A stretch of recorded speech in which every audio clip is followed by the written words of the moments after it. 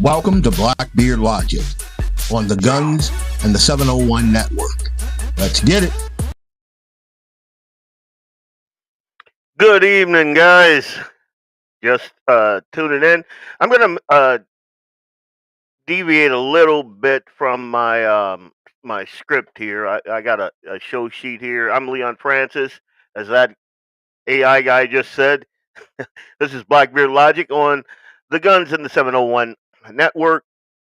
A lot of times, because I get in kind of late in the evening, sometimes there's breaking news that's happening, as I'm driving in, and this is one of those times where that happened. We're gonna talk about, it's May, and the whole mental health, industry. That thing is it a big grift? Is it a hustle, or is it help? Mental health awareness month, and then you got the progressive policy making that Democrats impose make us less safe, and I'm going to give you some examples of that. We're going to talk a little bit about the political and redistricting battles that are ahead of the midterms, the things that are going on right now. In case you don't know, or you haven't heard, Supreme Court in Virginia and Louisiana, as a matter of fact, said, you can't redistrict based solely on race. So obviously, you know, obviously Democrats are all wee-weed up because that's their whole bag. That's how they gerrymander based on race. And some of the districts just look insane. We're going to talk about that. And then my buddy Perry from the Due North Political Podcast, you see, the hat behind me there, a sweet hat too. A couple weeks ago, he asked me a question, and I answered it, but the more I thought about it, like the darker the place that I went. I'll just say that. We're going to talk about that. Um, Also, a couple of wild stories. Like, I don't know if you know who Chud the Builder is. I had no idea. A friend of mine sent me this story, and I looked into it, and whoo, it's a doozy. Like this thing, oh, and after I started researching it, and this shows you how the algorithm works. After I started researching that story about Chud the Builder, just started getting videos in my news feed and my Twitter feed, and so it's crazy. Now what I don't know, 5 days ago, I never heard of the guy. Didn't, but apparently he's some big deal, And we're going to talk about a shooting that happened with old Chud the Builder. And then we're going to talk about that Oregon cop. And I posted about this guy. The Oregon cop, he's talking to and it's insane that this guy is just water cooler talking to his buddies, and he ends up having to resign because of it. And this is a problem. This is a problem that I see in America because, again, and if you follow me on my social media, you know how I feel about that. But I would hate to think that, like me and some of my Marine buddies, or me and some of my just down home good old boys, we're sitting around shooting the breeze, and someone records the conversation, and then one day, my friend or whoever is speaking, uh, that video gets leaked. He gets branded, a racist or a bigot, and loses his job. Loses it. Just to me, that is insane. Like this story, and we're going to talk about it, makes me, on one hand, almost want to rethink conversations that I have with, especially over the phone. Like in person, I think I'll be the same, but over the phone, I think, especially, and this is the sad part, it won't be me that gets in trouble. It'll be like if I have a white friend, my white friend will get in trouble. I won't get in trouble, but he will, or friend or friends or whatever. So we're going to talk about that and my thoughts on that. Before we dig into that, though, like just when I was coming in, breaking news: the Colorado governor Jared Polis, and I think the guy's an idiot, but in this instance, he did the right thing. He commuted the sentence of Tina Peters, and he's ordering her release from prison on June 1st. So, in case you don't remember who Tina Peters is, and a lot of my friends probably follow this story because the whole 2020 stolen election, that whole thing. This is that gold star mom who stood in the breach of that stolen election of 2020, and she should have been honored, in my humble opinion, not imprisoned, but she was. Tina Peters courageously stood up for election integrity when so many others just stayed silent on it because they were afraid.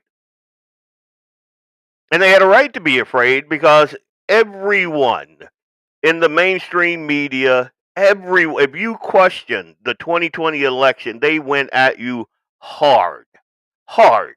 They came after your job. They came after like your social media. If you had any media presence at all, that was done. So with good reason, a lot of folks just stayed mum. Even on this platform right here, any of these platforms that I'm on, once upon a time, you could not speak ill of the results of the 2020 elections. You couldn't do it. You'd be automatically kicked off the platform. Like midstream, you'd be kicked off the platform. Tina Peters stood up for election integrity. And for that, she was targeted, persecuted, and thrown in jail by an actual weaponized justice system. And in the news bite that I saw, Governor Polis admitted that the punishment was excessive. He called out the biased judge who punished Tina for her beliefs. And he said this judge punished her for what she thought, not what she did, not the charges. Her co defendants received slaps on the wrist. Yet, this very patriotic Gold Star mom, I think she got like 4 years or something, 4 to 7 years, something just crazy like that. And it was never justice. It was 100% political revenge. That's what it was. But thanks to President Trump and relentless public pressure, me included, she's going home. And to me, this is a big victory for free speech for an election transparency, and for every American who refuses to accept a rigged election. Like, apparently we all have just kind of moved on from that. We forget there's some folks still in jail today for calling it out, not for, like, we all saw the video in Atlanta where they said they had a water main break and it wasn't, and they sent everybody home. The Democrats came back in, pulled out, rows and rows of ballots and started feeding those bad boys. We all saw that. We also all saw the Democrats putting up newspaper and cardboard so the folks outside couldn't see inside. The election judges and the folks that were there to make sure everything was on the up and up. There's video, like tons of it.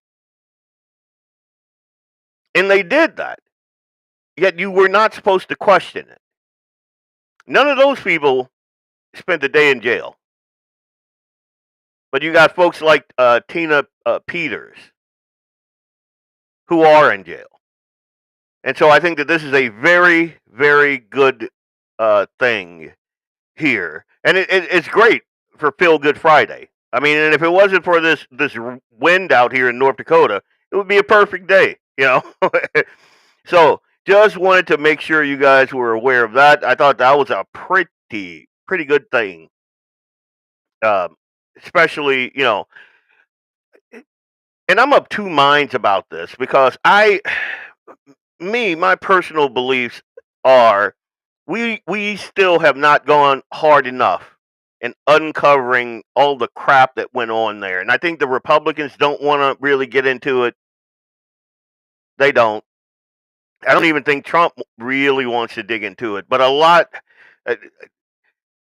between that and COVID, the reason that we all mistrust our institutions is because of that and things like that. What's up, Doug? Dan, what's up? But anyway, gonna dig into this show a little bit.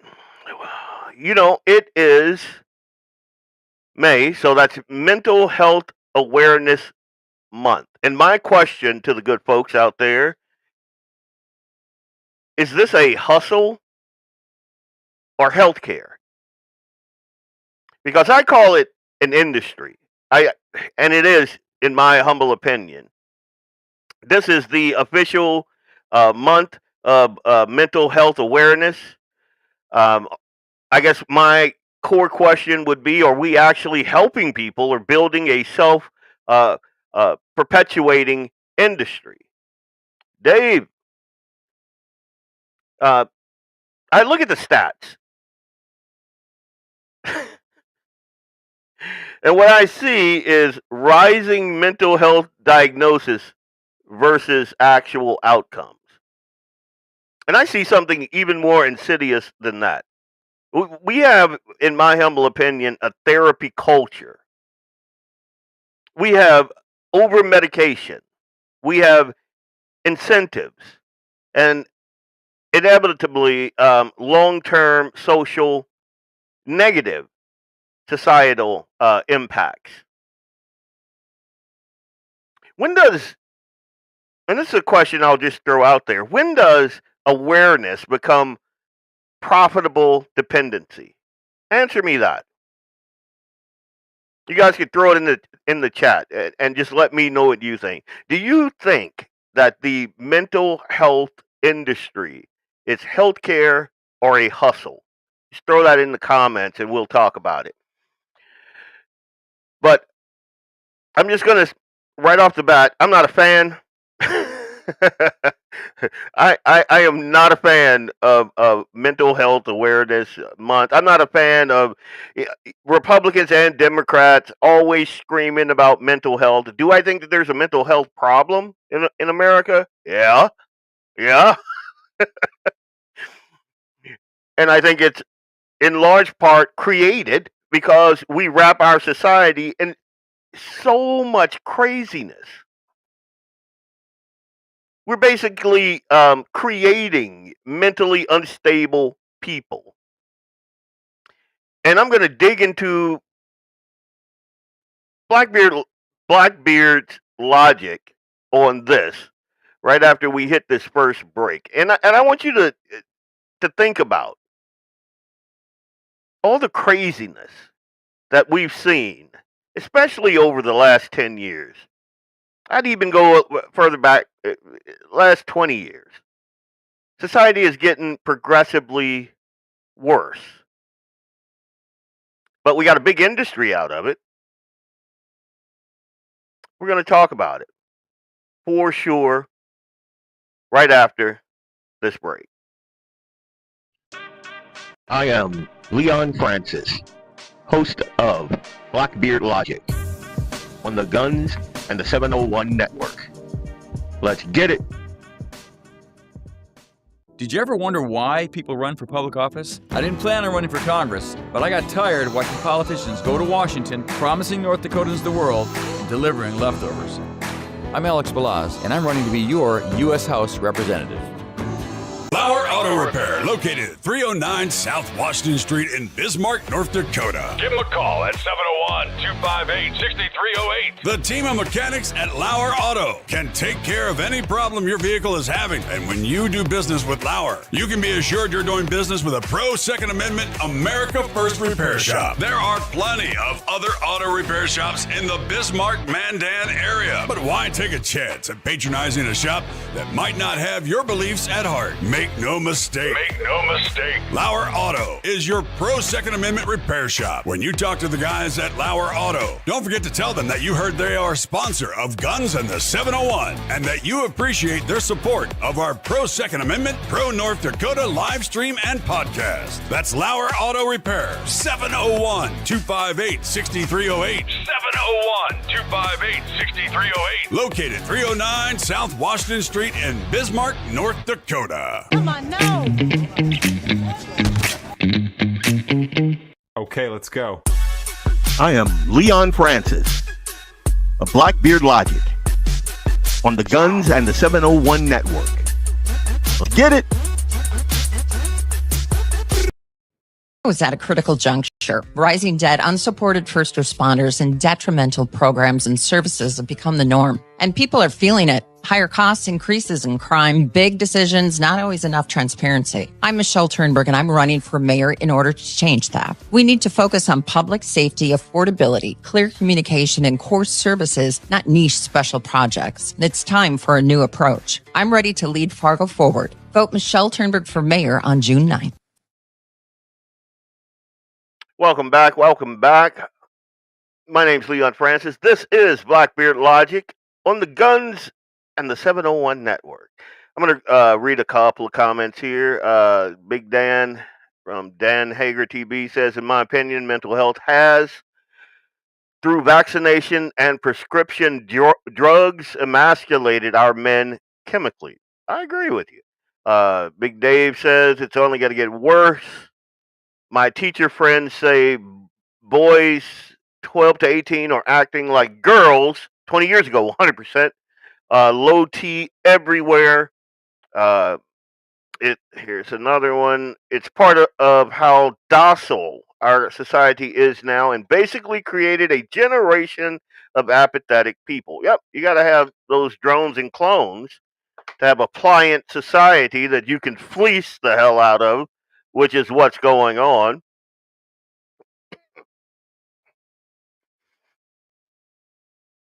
All right, let's dig into a couple things. So I saw this. Here, let me pull it up. This is Time Magazine, as a matter of fact. Is mental health care working in the U.S.? And they've, I guess, tracked it since 2002.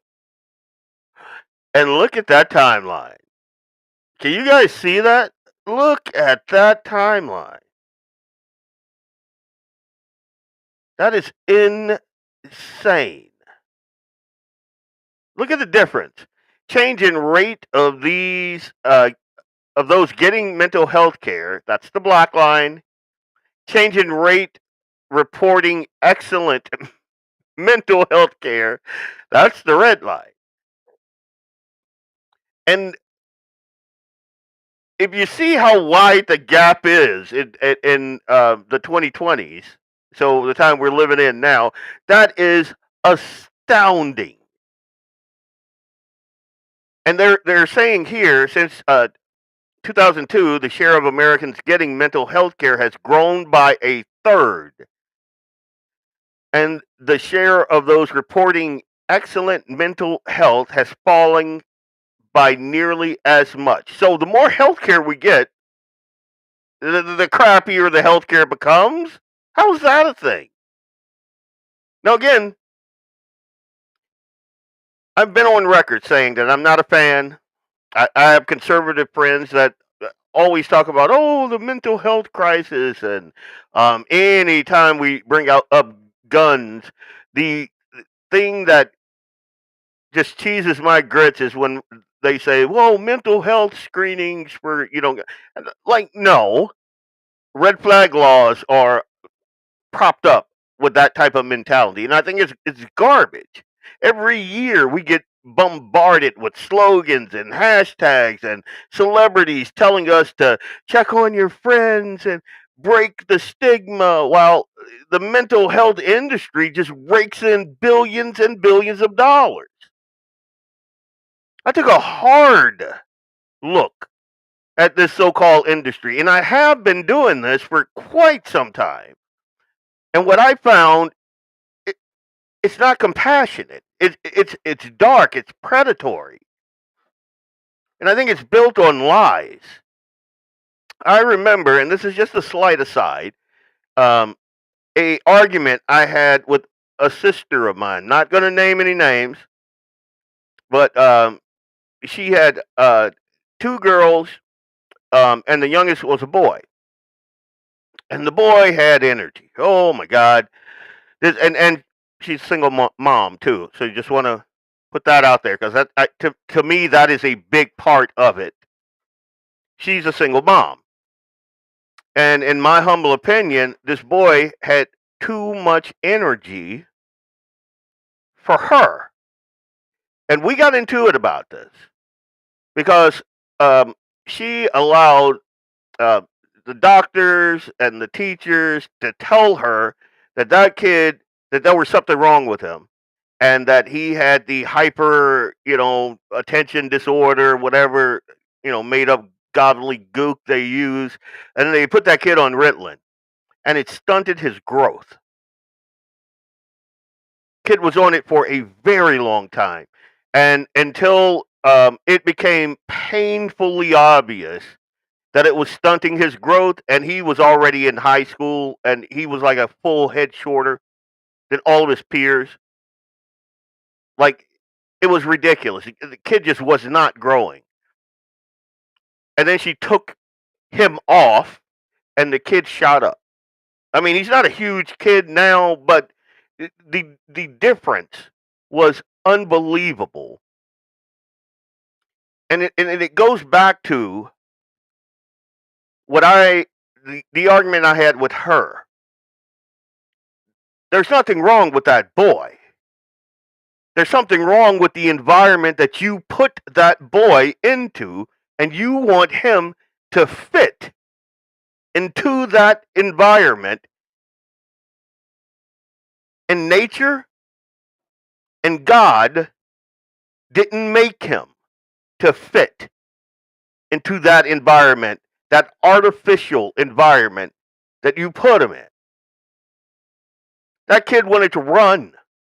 He wanted to play. He wanted to pick up snakes and worms and swing outside and try to wrestle with his father, and all the stuff that boys like to do, but girls don't. So if you're a single mom and you're trying to deal with a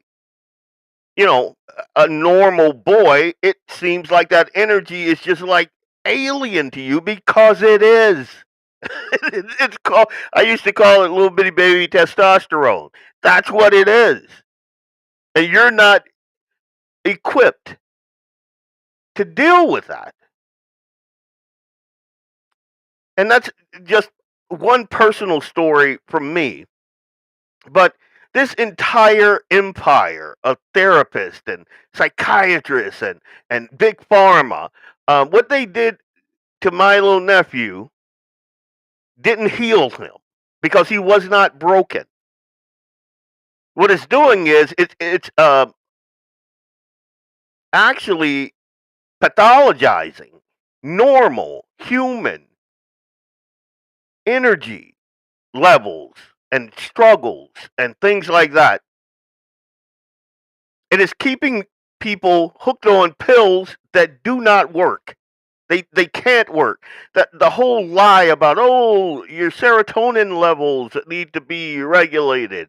That whole thing. Have you seen how many scroll through your feed, whatever social media feed you have, and just check out the SSRIs.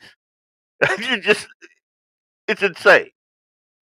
Not to mention all of the school pew-pewers. I don't want to get knocked off of social media platforms for saying a word, but all those guys, every one of them, every single one of them on SSRIs, every single one. And to me, there should be outrage, but like Dan said, they conditioned us. They conditioned us. Their goal was to keep us hooked on these pills as young as possible. As young as possible. That's why those little boys, with the ADD in preschool and kindergarten and elementary school, and we got to get those guys on something or they're never going to learn. When all he really needed was some adult testosterone. That's it. That is the thing that regulates properly that boy's energy is adult testosterone, because he's got a little bitty baby testosterone. His body doesn't know what to do with it. So what you do is, a guy like me sees that boy, sees the mom rocking in the corner pulling her hair out, and goes, ooh, this could get bad. Hey kid, let's go outside. That's all that's needed. Not the pills, not the therapy sessions that are making other people like millionaires and billionaires. Not any of that stuff. Not that industry. All you need is God's plan for man and mankind. The natural order of things fixes it. Big Pharma is not healing us. It's making us sicker. And behind it all, the pharmaceutical companies spend hundreds of millions of dollars lobbying politicians and regulators so they get to keep their profits. That's what's happening, folks. They lobby to protect their profits, and they just keep that grift going. They keep those prescriptions flowing no matter what the science actually says or what common sense actually says. Let's start at the foundation. The whole, I mentioned earlier, the chemical imbalance theory.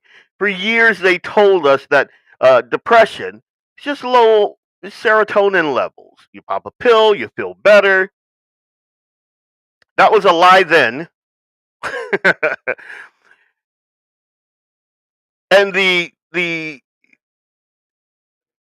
thing that just kind of gets my goose is now the researchers that told us that lie then, they're quietly admitting that there's no solid evidence for it. None. The studies don't hold up. the benefits of SSRIs are negligible at best and harmful at worst. And the long-term effects were often like hidden from the public.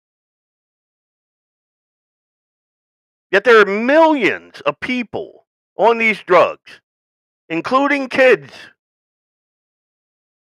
for everything from everyday sadness to just basic life. And like the example that I mentioned earlier, like there was nothing wrong with my nephew. The thing that was wrong was his mom. That's the thing that was wrong. His mom put him in a life situation that was not natural or ideal. And because she didn't understand that whole strong black woman BS that they had been feeding black women for years and years and years was all garbage, all of it. There's no strong single black women. They've been fed a trough of lies that they ate up, and now that community, my community, is suffering horribly from it. I mean, we're not even going to talk about the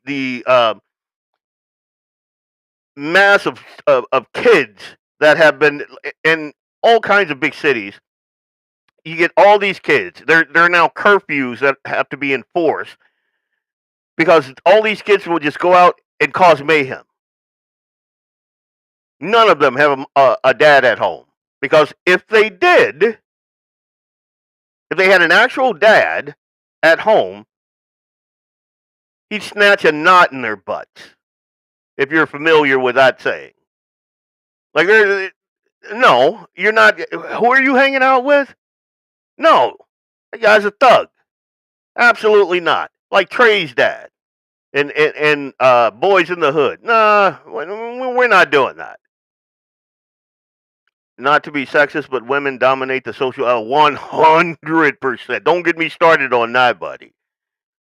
And women generally are generally prone to emotional thinking and reaction. Would be nice for there to be balance with men to be more logical. I agree, Dan, 100%. Real Christian men need to stand up. Going to church every Sunday is nice for a community, but it's not going to change the direction of our country. We need godly men to run for office. I agree with that, but again, stories like we're going to talk about later in the show, kind of like good men don't even want to deal with it. And I think that things are going to come to a head. Like, this slide aside, over there in England, in the EU right now, Tony Robinson is holding a massive event because their society allowed effeminate beta males to get all of these high positions in their government, while the workaday, the guys with calluses and on their hands and dirt under their fingernails, they're worried about their family. They're going to work. They're trying to. What happened over there is all the beta males ended up getting all the power. All the feminists got in there with them, and the society took a dump. Did you know that the EU is poorer than our poorest state? I think Mississippi has a higher GDP than the EU. Did you know that?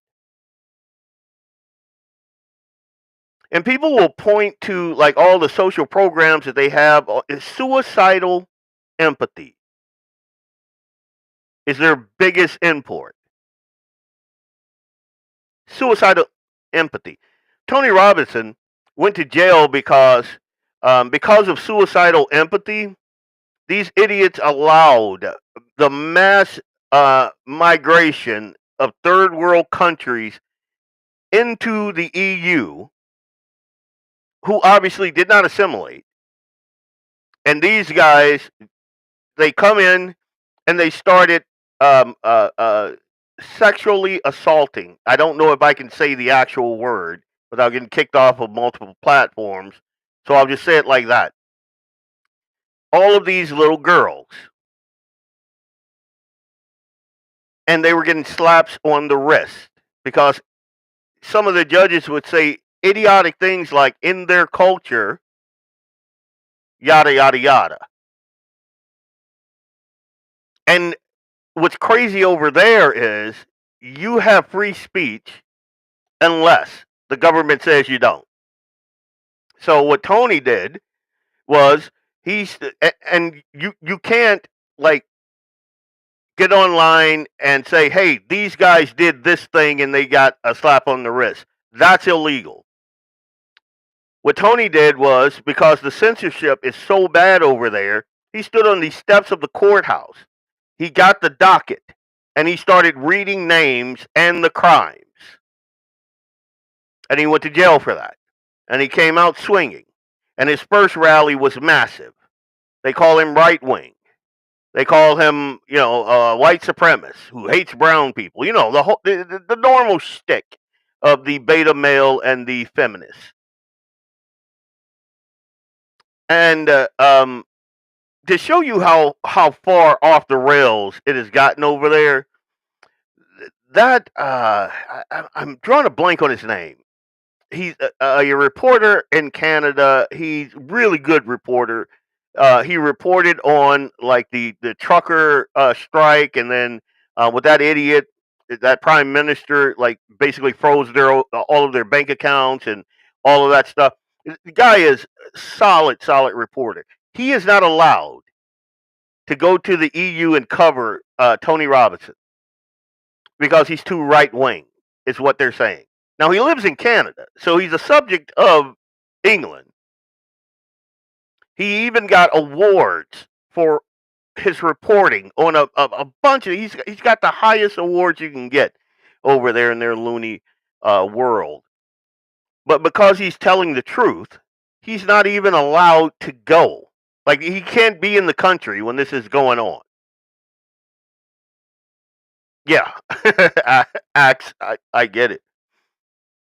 But that's what happens when your country is run by people who have suicidal empathy, who don't recognize real world problems need real world solutions, not something cooked up in a Yale think tank.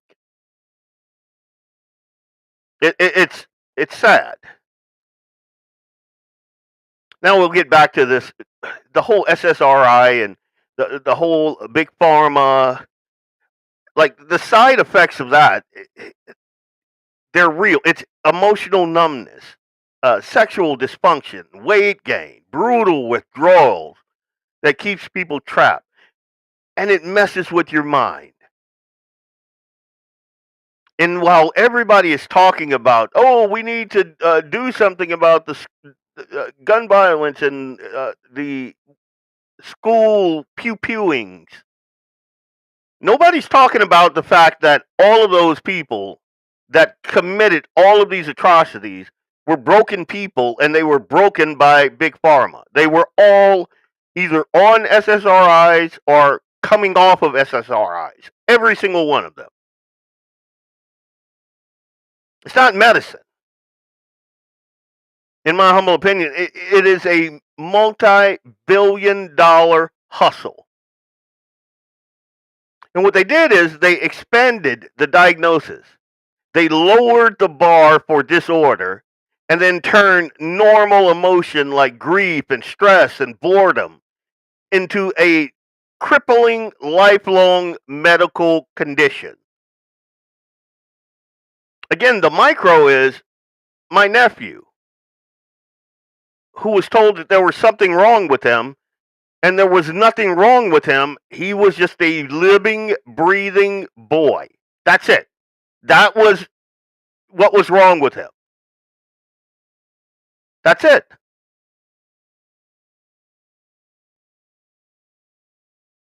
The thing with the whole ADHD, I think I'm saying that right. Over 20% of teenage boys supposedly have it. These are the statistics that the eggheads and the politicians push on us. 20% of boys supposedly have it.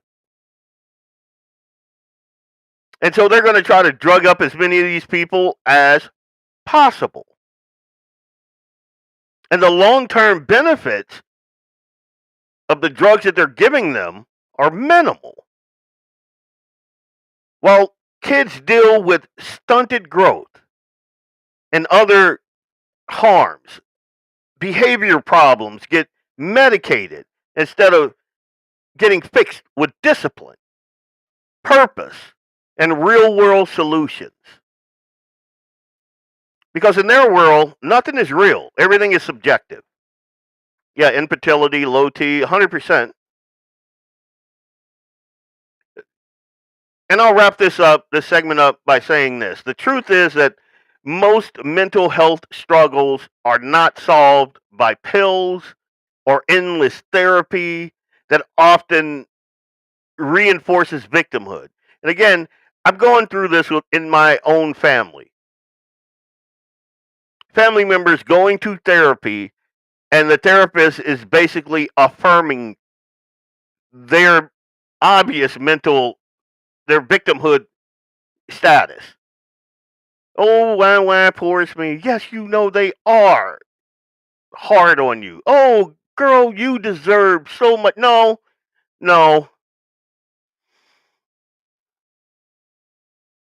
Resilience, mental resilience, physical resilience comes from meaning, responsibility, strong communities, faith, exercise, sleep, and facing reality head on and not attempting to escape it with chemicals. This industry profits from despair while ignoring the real root cause. Family breakdown, screen addiction, horrible diets, and a culture that tells you you're broken and you're powerless. In my humble opinion, Mental Health Awareness Month is not awareness. It's a marketing strategy for a failing system. In my humble opinion, you got to question these experts. Distrust the quick prescription. We got to reclaim our minds. And the mental health industry isn't there to save you. It's making you sicker for profits. And I think it's high time we woke up to that realization. Leon Francis, Blackbeard Logic, Guns in the 701 Network. We'll be right back right after this break. Hey, it's Leon Francis from Blackbeard Logic on the Guns in the 701 Network. I'll be right back after these messages from our sponsors. Stay tuned.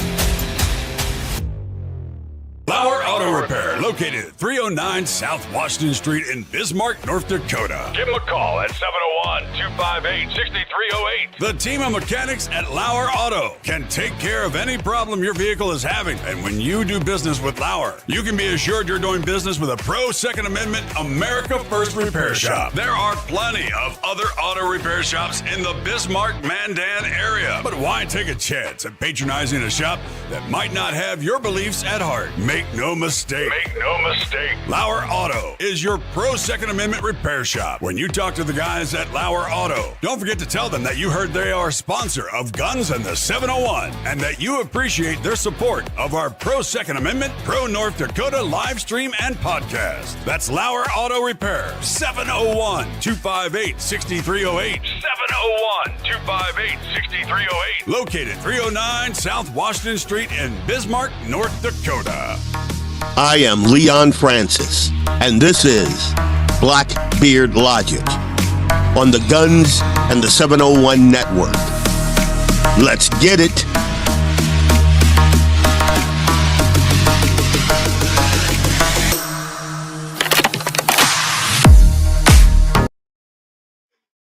Welcome back. Leon Francis, Blackbeard Logic, Guns in the 701 Network on this blustery Friday evening in North Dakota. Like, it's the wind is crazy. Twice this week. Like, I'm trying to drive the truck, and I don't have a tiny truck. Like, my truck has a little bit of beef to it. You know, it's a Dodge 1500. And I'm watching cars just moving like an invisible hand is on them. My truck, I'm like, I have to keep it almost at a 15-degree angle when I have to know which way the wind is blowing, and it's kind of keep my steering wheel at kind of a 15-degree angle just to go straight because the wind is just pushing me all over the place. And I'm like, oh my God. Like, if you're driving like a box van or like, I don't know, a delivery van or one of those, I don't know what you call it, transit vans. Oh my God. it's crazy. Or a semi. And if you look in the news, you'll see like they had a big, pardon the pun, dust up, out east, further east than I am, and northeast anyway. It's just crazy, just craziness. We are the windy city. I'm just going to say that. Well, the windy state anyway. And I'm hoping we get some rain because I saw a story today about farmers losing a ton of topsoil. And if you guys have been following my social media, you know that I just planted. Well, my wife had been bugging me about getting that garden going. So, and we're sorry about that. And so this year we are we're well, I did till everything, but we are planting above ground. So I tilled everything. I boxed it all up, uh, filled it in with dirt, and we're gonna have that going. But good God, the amount the wind is taking out of that box, it's crazy. I know the feeling. Try going down I-25 through Wyoming with an empty 54-foot drive. Yep. Dust lung. I think, man, I don't know, something. And I don't take allergy pills. I used to have really bad allergies, but that was back when I had no neck and I wasn't working out. But I don't do the whole allergy thing anymore. But thinking maybe, you know, dust lung, cigar lung, maybe. I don't know. Anyway, so a couple weeks ago, this is the story that I'm supposed to be talking about, and not about how windy North Dakota is. Um, I forget the Due North political podcast with my friend Perry Schumacher. He asked me a question, and I was talking about the whole gain of function bigotry and the Southern Poverty Law Center, that whole thing that they got caught up in. And I said that they had perfected what I call gain of function bigotry. They create the problem, fund it the hate, and then ask for money to fight it. That whole thing. And if you missed it, here's that conversation, and we got into it. Here we go. Leon, I want to go to question 4. This is a big one. Another Democrat scandal hit the news last week. I want to simplify it for the viewer. Basically, think of Jesse Smollett on steroids. The Southern Poverty Law Center paid people to do racist things so that they could point to that racism being a problem throughout the country when it actually wasn't. They faked it. They would accuse people of being as racist as the people they were paying to be racist.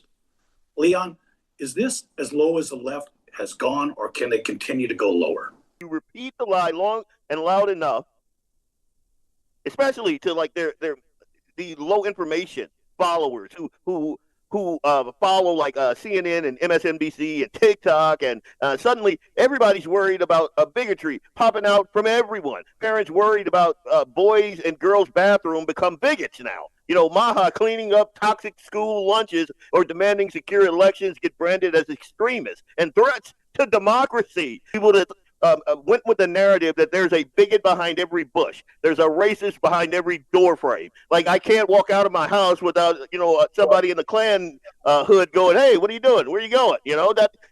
It boggles my mind, man. The key is they'd be paying the Klan's member to attack you. That's the good about it. It is Jesse Smollett on steroids. And folks, remember, Biden said Charlottesville.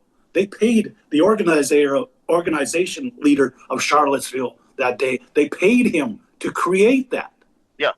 And Biden said use that as his excuse to run. Even the second time, he couldn't get it out of his head. It was such a severe problem that he had to run again. I mean, this is Legion. I try to have integrity, okay? I try to come up with a Republican thing that I could compare it to. I can't find a single one. Everything, like you said, is a grift. It's all a lie. It's all Goebbels propaganda to create an image that does not exist. Yeah. But people fund it. And like you said, you use a perfectly good, once upon a time, good organization, and you hollow it out, and you corrupt it, and you live off the reputation they. Yeah, so that's basically the conversation that we had.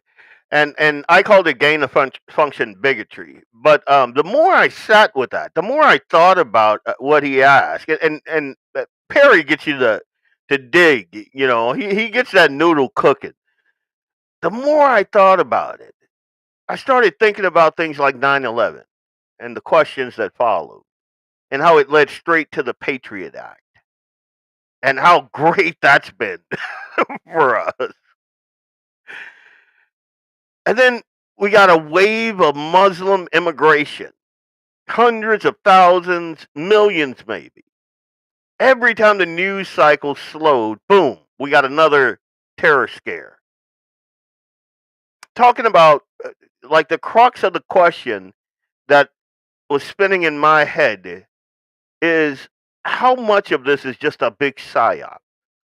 Again, there is a mistrust of government entities, a helpful distrust,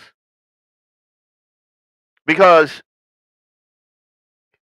what we thought they once were, they're using that. They're using the hollowed out husk of what they once were to operate, and they expect you to have that same level of trust in them because of what they once were. You start thinking about things like the endless mass shootings just when we need them by troubled men with guns who've all been medicated. All of them. Media hype on overdrive. Politicians screaming for common sense gun control. And the cycle just keeps repeating. And again, if you grew up in a saner time, you remember, think back with me here. You remember gun racks at the high school. Loaded gun racks at the high school. Access to firearms was never a problem in America. But because they're trying to herd us into a certain direction, seems like their gun violence is popping up every week. And it makes me think. Start peeling that onion, and it gets ugly really fast. Think about this. The FBI has been awful close to a lot of these shooters. Think about Las Vegas. Think about Pulse nightclub. FBI was there. Virginia Tech. FBI was literally right behind the guy that carried that out. Saw him do it. As a matter of fact, he's on the phone, and you can hear the gunshots on. That's how close he was. And it was his informant. Think about the synagogues. Think about Old Dominion. That's all FBI. That's the common thread. The controversies pile up. Perry asked me if the Southern Poverty Law Center was as low as they could go. And now, I believe that they and others have gone much lower. What I called gain of function bigotry works the same for gun control, for national security. Create or assist the fear, amplify it, and then demand more power as the solution. We're living in a literal age of psyops. Many of them are government funded or enabled, all designed to keep the uninformed afraid enough to surrender the individual liberties our founders guaranteed us. Create the crisis, stoke the fear, harvest the power. And it seems to me that it's working. It's working. It's why you see all of these idiots out protesting ICE. Like, ICE is there to protect our communities from criminal aliens, and they have been doing that for a very long time, but now it's a problem. Now it's a problem. It's a white supremacist behind every... No. That's not a thing. Every time they need a crisis to push us one way or another, they find it. How many of you have heard of it, MK Ultra? That whole thing. You think that went away? They just had a bunch of files mysteriously disappear relating to MK Ultra. And then you think about it. Think about that chuckle nut that at the White House Correspondents' Dinner. How do you get a guy like that to do the thing that he did? How about that Preddy guy? He's a nurse. From all outward indications, he just a normal dude. How do you get him to do what he did?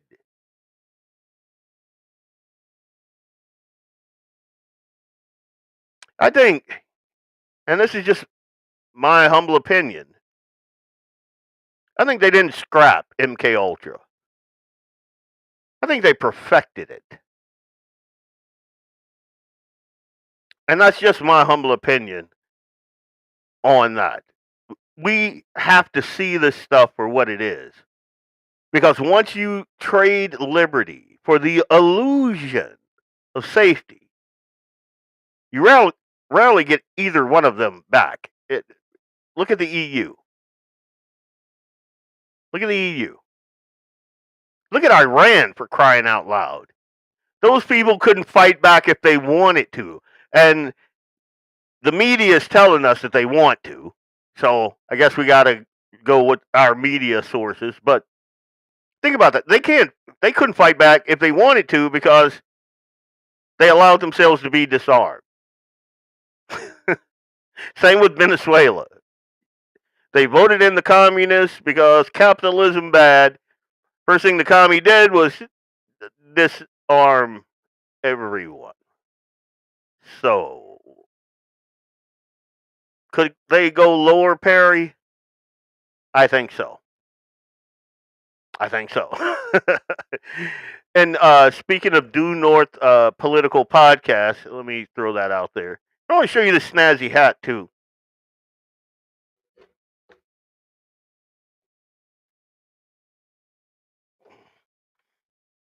Look at that thing. I'll go ahead and throw that bad boy on.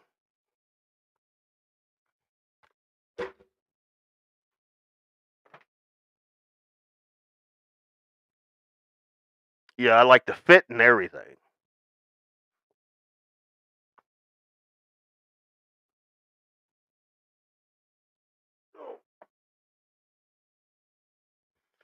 Stay up there. Yeah. Speaking of this Tuesday coming up. Oh, wow, that's loud.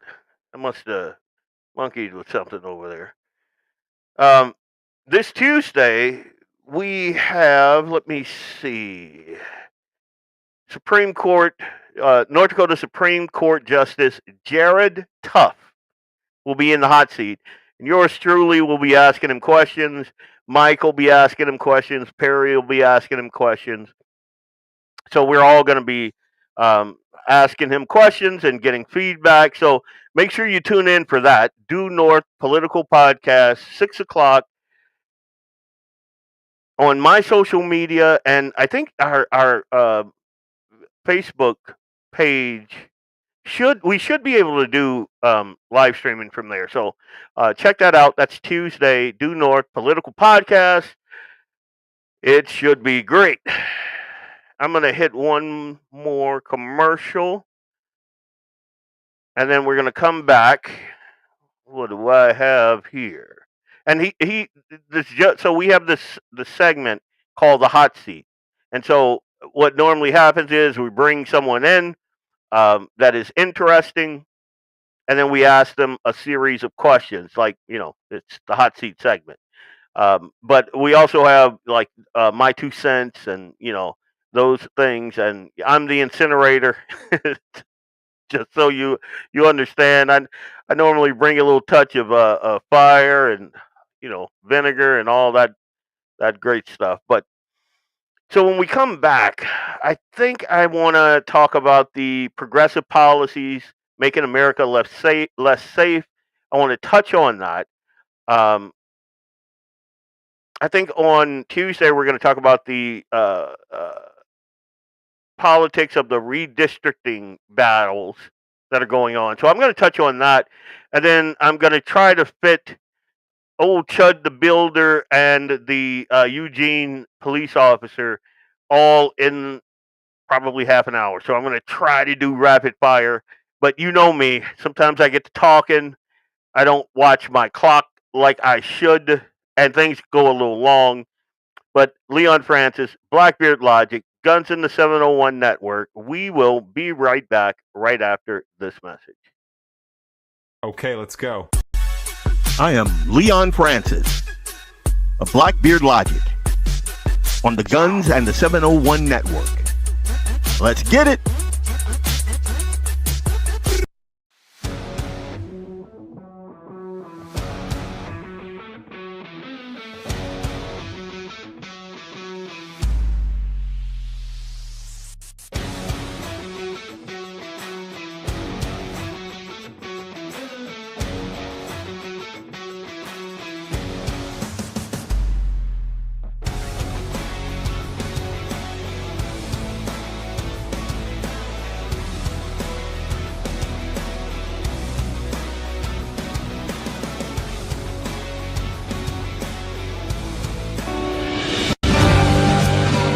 Brand LLC, raising and training tomorrow's barrel horses right out of Bismarck, North Dakota. Tracy and her family are great American patriots who not only support the Second Amendment, but they also promoted what you're looking for, top quality barrel horses. Go ahead and give Tracy a call at 701-471-6629 and tell them Guns and 701.com sent you. That's Anvil Brand LLC out of Bismarck, North Dakota.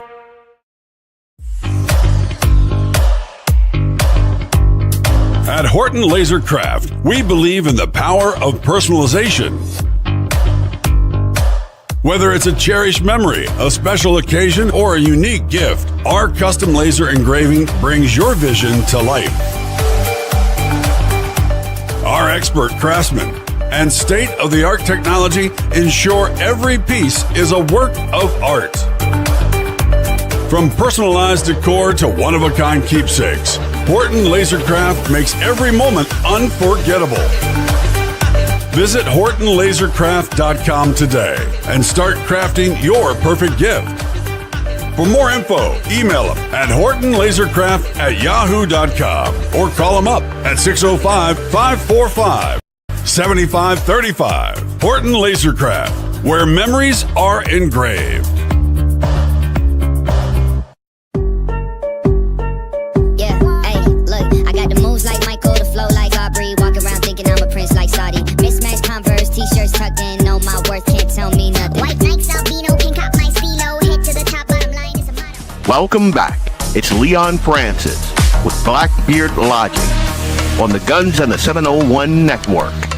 Let's get it. I was at a critical juncture. Rising debt, unsupported first responders, and detrimental programs and services have become the norm. And people are feeling it. Higher costs, increases in crime, big decisions, not always enough transparency. I'm Michelle Turnberg, and I'm running for mayor in order to change that. We need to focus on public safety, affordability, clear communication, and core services, not niche special projects. It's time for a new approach. I'm ready to lead Fargo forward. Vote Michelle Turnberg for mayor on June 9th.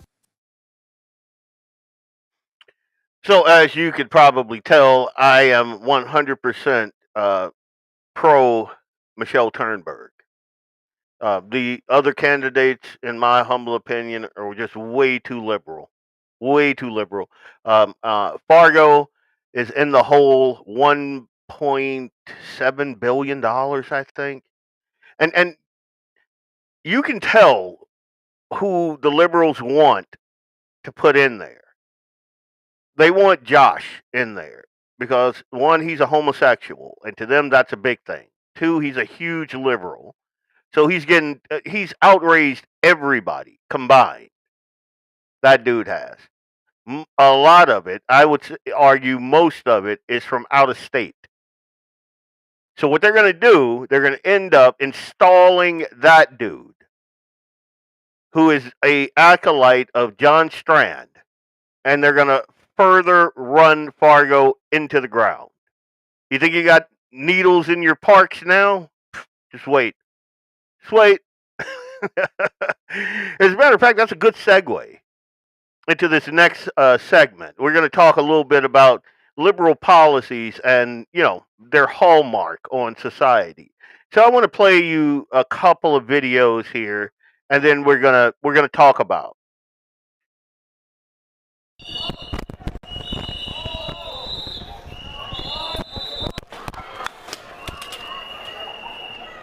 This is Brooklyn.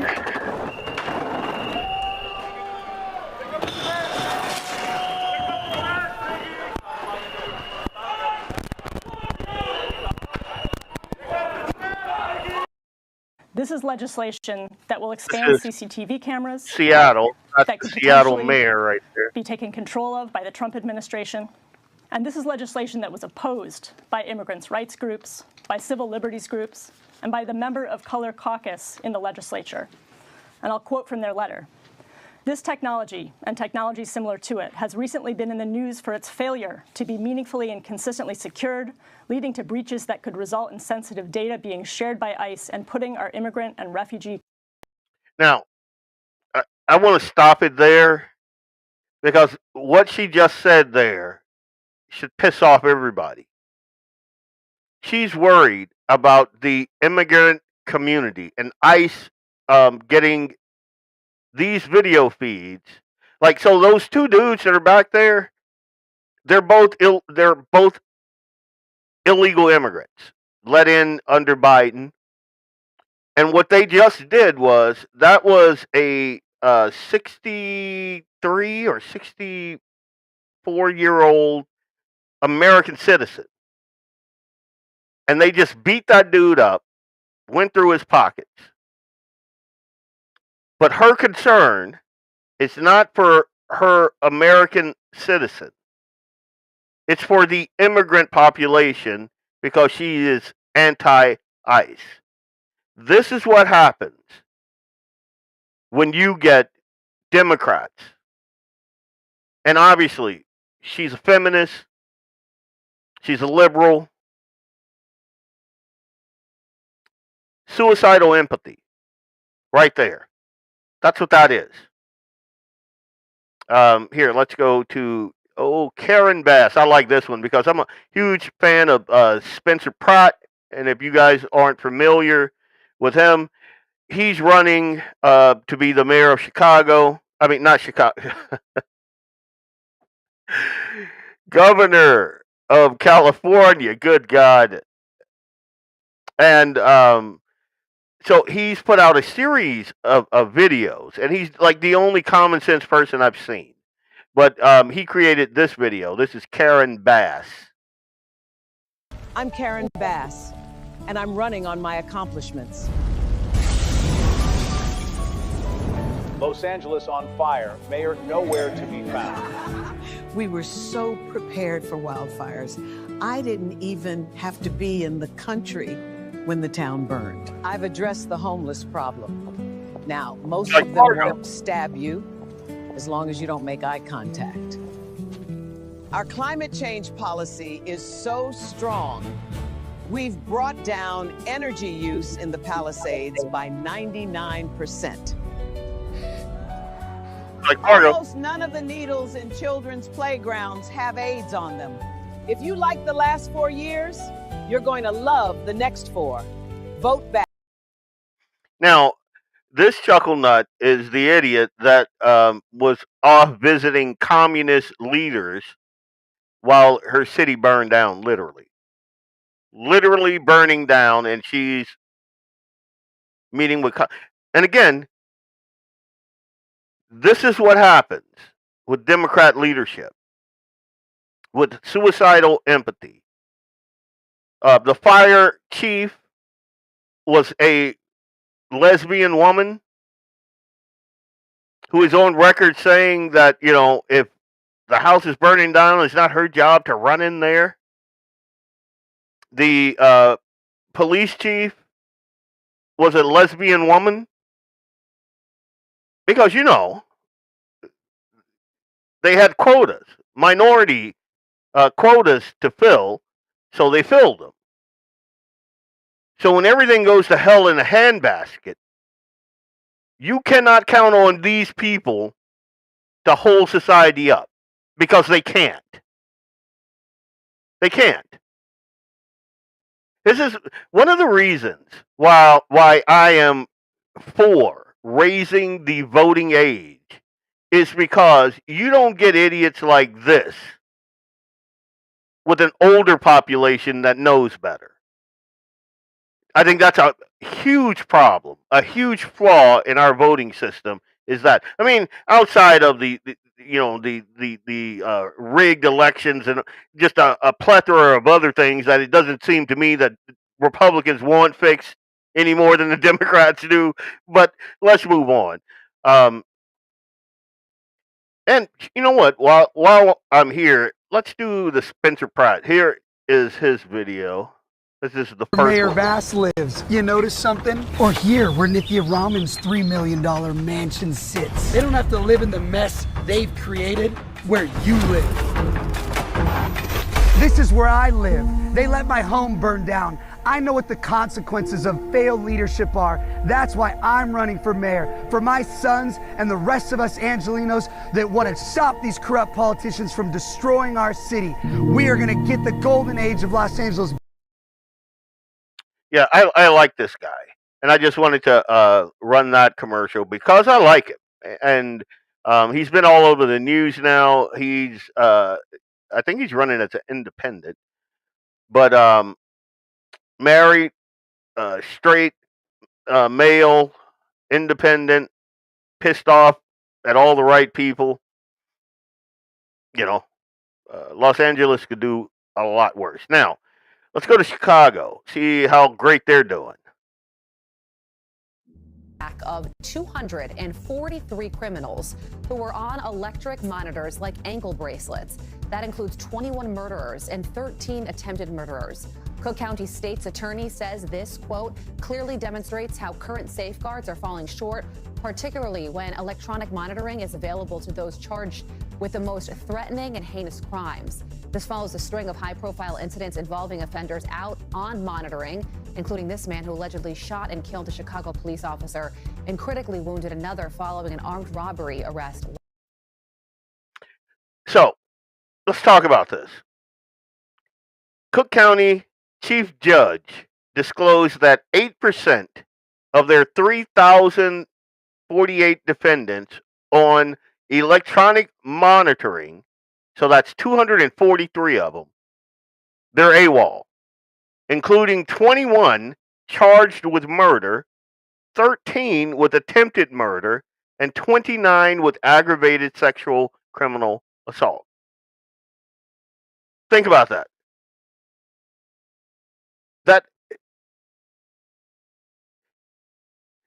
That is unbelievable. And look at these two chuckle nuts. These are their leaders right here. It is amazing to me how these people get elected. Amazing. Like everything in society goes to crap when you elect people like this. And they keep getting elected. Like, it'd be one thing if you're charged with murder and you don't get an ankle bracelet. You get $1 million bond or something like that. But in these liberal cities, you can't do that. So a lot of these guys are back out on the street the same day. They get arraigned. They get the electronic monitoring, and 240 of them are walking free. Now, again, suicidal empathy. These people keep getting elected because they promise to protect the working class and the poor and the vulnerable, and then they keep delivering disaster after disaster after disaster. These Democrats, these leaders in America's biggest cities have turned their constituents into collateral damage in an endless experiment of ideology over reality. And we got to wake up to that. I mean, I understand. I live in North Dakota. So why do I care what Mondami in New York is doing? Or these idiots in Chicago? Or the folks in Oregon? Because bit by bit, crap flows downstream. And again, I just told you about Fargo. We were literally giving out, well, not we were, they are giving out needles to the tune of millions. Because suicidal empathy, a beta's brain, a feminist brain, a weak mind that think that they can bend reality to their liking. And who suffers? They were handing out crack pipes until I made a big deal about it. And they walked that back. But you can still get your needles and your boofing kits and all of that stuff. I'm not going to explain what a boofing kit is because it physically makes me retch. It's crazy to me. I mean, again, let's look at Chicago, Cook County. 8% of the folks on electronic monitoring have gone AWOL. These aren't like statistics on a spreadsheet. These are real people's neighbors and real victims' families. And who runs Cook County and Chicago? Democrats. It's been one-party rule for decades. They defunded the police. They pushed catch and release policies. And now they're shocked. Shocked, I tell you, that the system they built is broken. The state's attorney herself calling it alarming. But it's too late for the families that are burying their loved ones. And it's not isolated, as I showed you. San Francisco, Los Angeles, New York, Baltimore, same story. Record homelessness, open drug markets, smash and grab thefts, turned into public sport. The schools that trap kids in failure while administrators pat themselves on the back for equity. Equity. I talked about Bismarck Public Schools. There's suicidal empathy going on there. In Fargo, suicidal empathy going there. Higher performing schools who, because of liberal policies, allowed the influx of people that do not deserve to be here, bringing the quality of education down in North Dakota and across the country. This is what happens. This is what happens. This is why if Fargo elects a liberal mayor, there you go. They had a liberal mayor. They're $1.7 billion in the hole. So if you go and double down on stupid, then you're stupid. You're irredeemable, in my humble opinion. And another thing that we don't often talk about is, do you know how many black Christian families in these crap hole cities have been pushing for school choice? And do you know the people that stand against those black Christian families? Teachers Union. Democrats. So instead of allowing these parents to take their kids to a decent, safe school, they'd rather keep them trapped in that environment where the kids don't learn and they're not safe. Good evening, One Cap. But again, that's Democrats.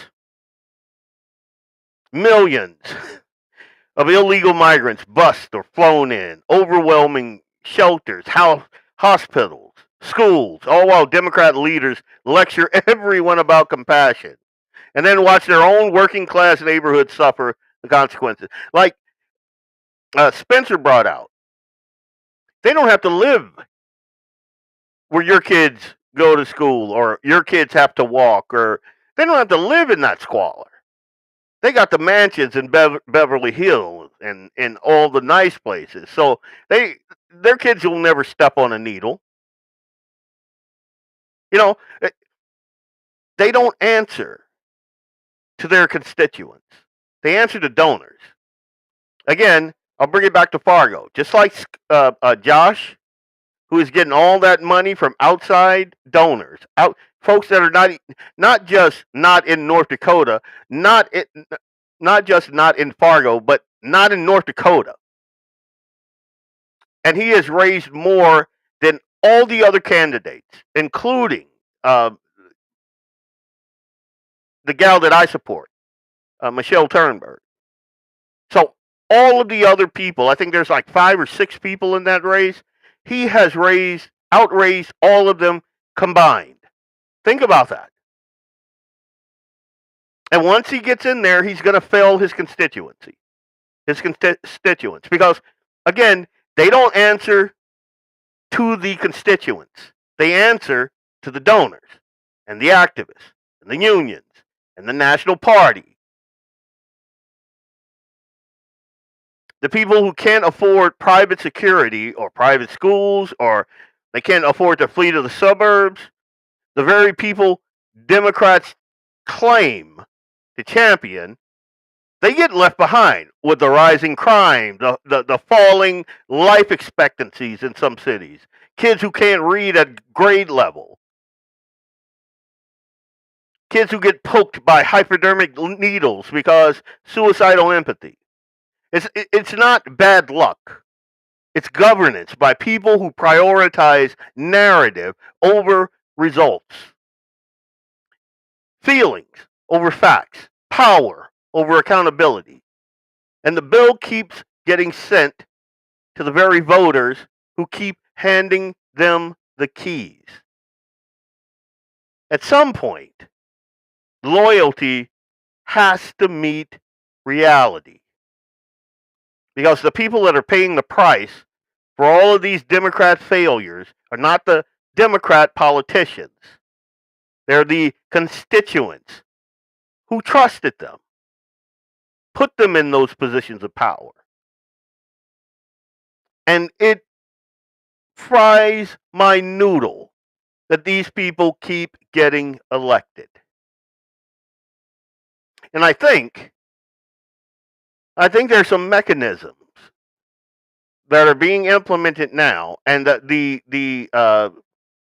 Supreme Court victories over the gerrymandering, which I don't think I'm going to have time to get to today, but I will absolutely talk about in on the Due North Political podcast on Tuesday. We'll definitely dig into that. That's one of the topics that we're going to talk about. But here, I'll show you one quick thing. I'm not going to dig too deep into it. So let's do this. I'll spend 2 minutes on this. So this is from the Circuit Court in Tazewell County.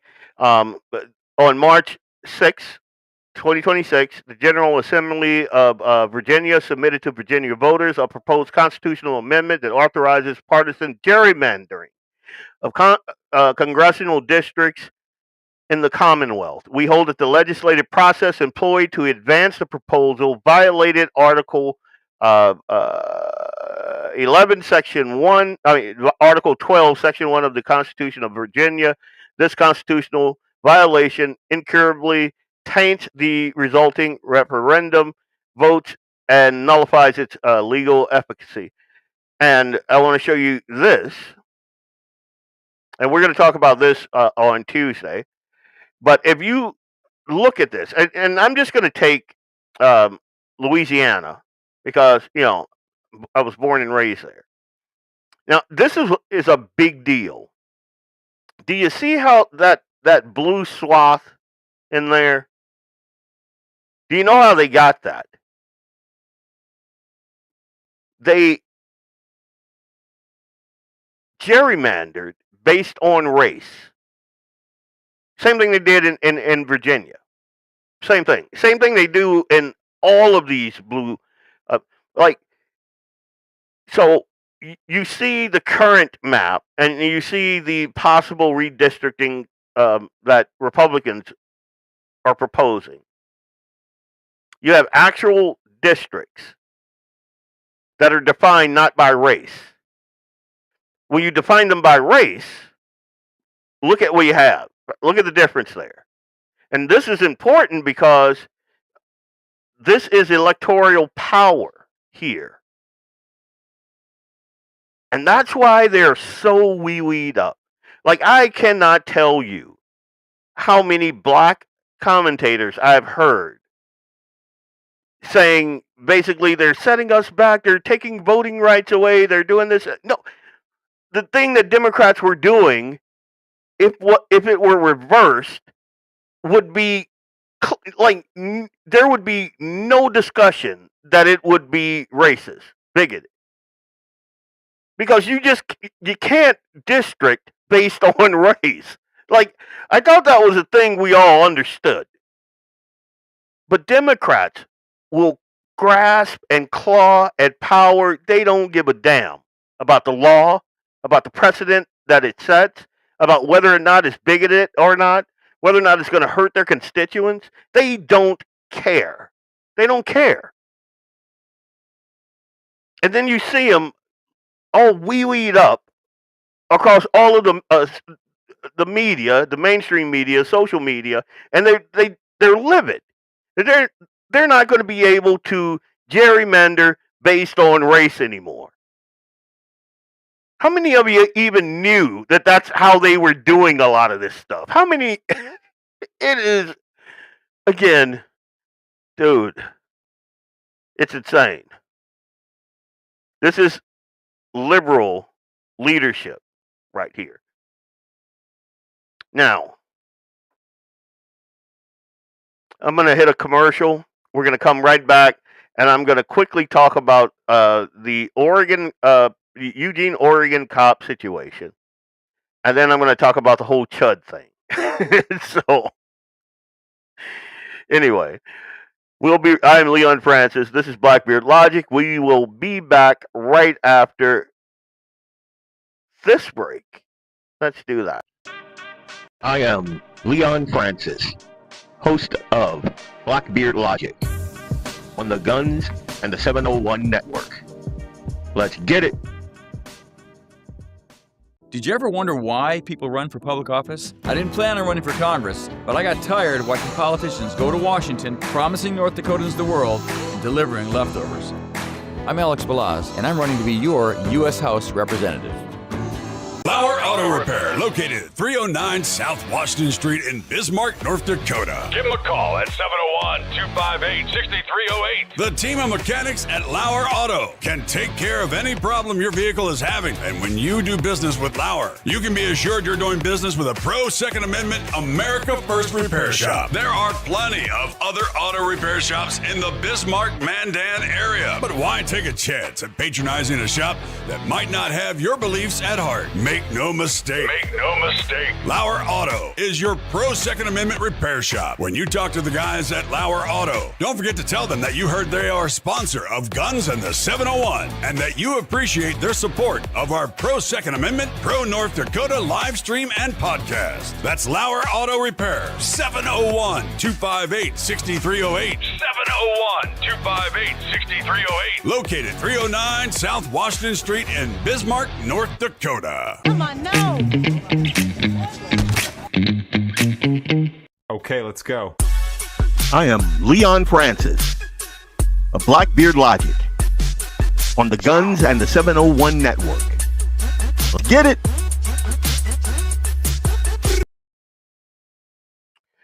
So, Lynette, you are correct. It's supposed to be.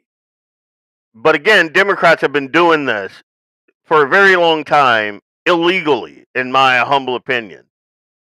These people have no souls. And one of the reasons they don't want like illegals, like Trump wanted you to be an American citizen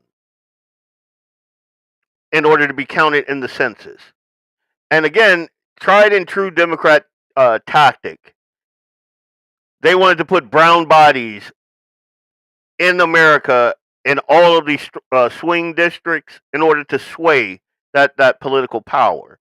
But even more insidious, in my humble opinion, Democrats have been using this whole race-based voting district scheme. And we're supposed to ignore because apparently they're all wee-weed up about it because the Supreme Court is saying, yeah, you can't do that. And so you got all these pundits online saying idiotic things like, you know, they're removing voting rights from black people, and oh my God, how can removing race-based voting districts, how can that be a bad thing? And even more pointed, how come when you remove race-based voting district, it only seems to be devastating to black representation and not any other non-white group? Answer me that. Why is it only one demographic that apparently cannot win seats without the government drawing racially engineered maps around them? That single fact should tell you everything you need to know about all the fake outrage. It's not racism. The Supreme Court simply said that race cannot be the predominant factor in drawing districts. That's all they said. Race cannot be the predominant factor in drawing districts. And now we have panic. It's insane to me. It's oh my God. But we're going to talk about it. So I want to let's touch on this Eugene cop first. And I want to preface this, and I did a social media post about it. When men get together, sometimes you have a couple of drinks, loosens up the tongue. When men get together and we talk, sometimes it's not like we speak in a different tone and manner when we are around other like-minded friends, when we're around our buddies, we speak in a certain way. Like some of the things that I say with like Doug or James, I'd never speak to my wife that way. You know, I wouldn't even want her to to come into the room, but it's a thing. And to me, I don't see anything wrong with it. I just don't. And then now you have this 20-year veteran police officer up in Eugene, and I got buddies out of Eugene. My buddy Brent Davis is out there. His dad is Army Special Forces. No, he's Green Beret. Good God, Green Beret. Tons of friends from up there. But this 20-year veteran police officer, guy who has put his life on the line for 2 decades, was forced to resign after body cam footage got leaked online. And so he's in the middle of responding to a protest. And you hear him say this straight, like no filter. And it's sad because part of me thinks, dude, you know, you say something, you know, along the lines of what he said, and I'm going to play it. A guy like me goes, hell yeah. Because that's exactly the type of guy I want protecting my neighborhood. And you got to understand, this is a riot. A riot. I want a dude like this guy protecting my neighborhood, not some polished, I don't know, politician in uniform who's more worried about checking diversity boxes than keeping actual Americans safe. Like I don't, and I'm gonna play it, but I don't think he was hating on anyone. I don't think what he said was racist. What I think is he was just refusing to put foreign communities ahead of people he swore an oath to protect and serve. He was putting America first. Without more men like him, men with courage, the courage to speak the truth and stand for their own country, we are all an inclined plane wrapped helically around an axis. You know what that means? That means we're screwed completely. And now I'm going to play the clip. If I thought I had it here, but now, oh, here it is. Let's go. West Valley City police officer resigns from his Eugene, Oregon police job. It comes after body cam footage surfaced of the officer making racist remarks to another former West Valley City police officer. Now, you'll also notice the spin that the media put on it. Racist. Natalie Wattis has that video. She's been going through it tonight and joins us live from West Valley City with the details. Natalie. And to be clear, if this chick was reporting something, I wouldn't believe a thing that. No. Former officer Martin Siller is heard on body camera in Oregon, gossiping about former colleagues and making racist comments. Former officer Martin Siller worked with the Eugene Police Department in Oregon for 7 years. Before that, he worked at the West Valley City Police Department for roughly 20 years. He turned in his gun and badge after his body camera video from January 30th surfaced. In it, you hear Siller commenting out loud while listening to a podcast. The Somali and Latino communities. I'm about the American communities. I'm about America. Now, that's what he said.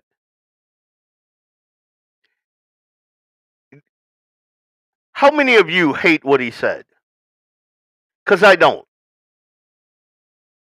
He said, F the Somali community. I am about the American community. That's what he said. American. He didn't say, I'm for the white community. He didn't say, F those brown people. I'm for the white community. He didn't say that. That's not what he said. Here, I'm going to replay what he said. Hang on. Communities. I'm about the American communities. I'm about America, son. So while you're trying to divide us further, I only care about the left-handed Somalis. You know what? The f*** are you talking about? In the evening of that same day, Siller is heard while patrolling a protest at the Eugene Federal Building per the Daily Emerald. None of them give a shit about illegal aliens. You know what I mean? They don't know any. Married to one. You think I would be out there? And speaking...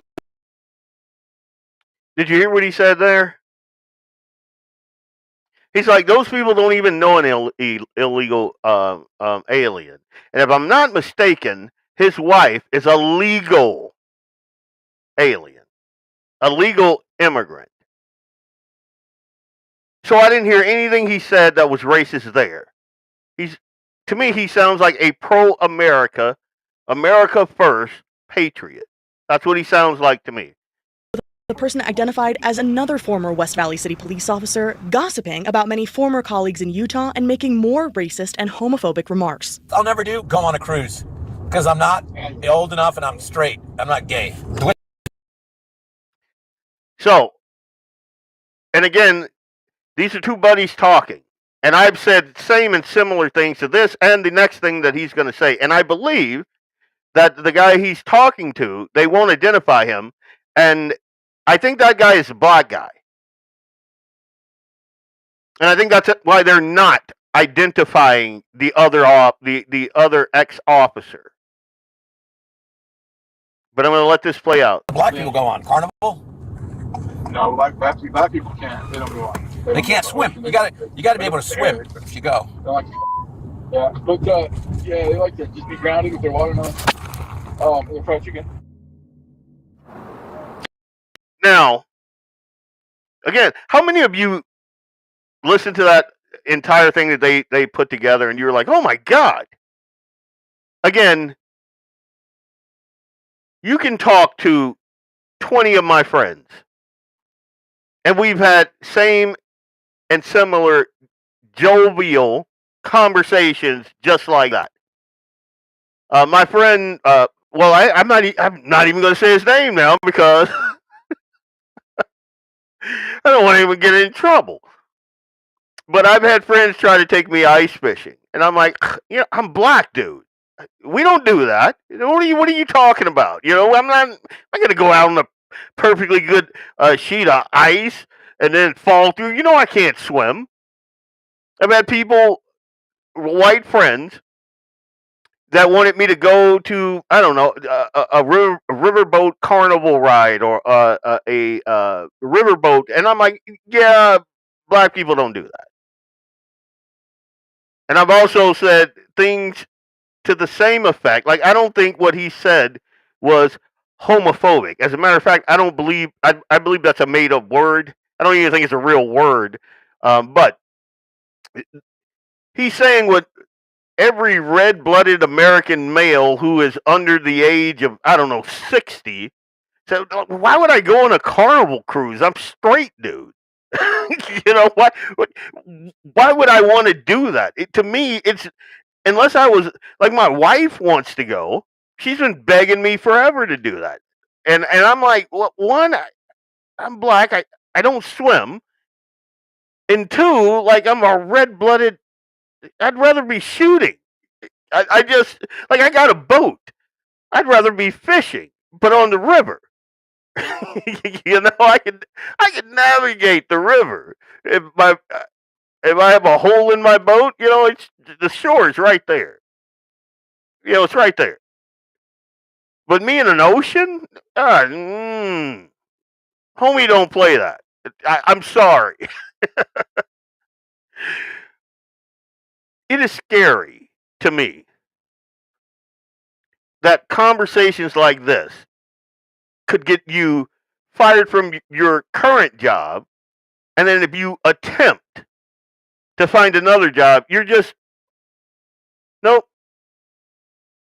I'm not doing a podcast from a cruise because I'm not a homosexual, and I'm a black man, and I can't swim. My wife will tell you this. My father-in-law just so you understand, is Navy. Proud Navy. Like, proud Navy. And he tried to teach me to swim. And I'm just telling you, I don't know what it is. I think it's like bone density or something. I can't tread water. Boom. He was giving me all kind of pointers. He was holding me up, and then he like let me go, and then I'm just I can't do it. And the conversations that me and him had, oh my God. So is my father-in-law a bigot? I married his daughter. So if he is a very bad one. I'm just going to... Good God. We cannot do these things. We can't be taken in by this kind of garbage. Because what it does is, it puts everybody on guard. So you don't actually know who the bad people are. Because everybody's guarded. I love having candid, jovial conversation over libations with my friends.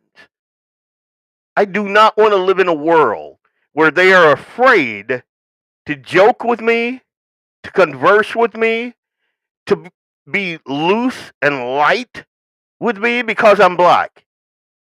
And I'll get offended if they say a certain thing. I cannot conceive of a world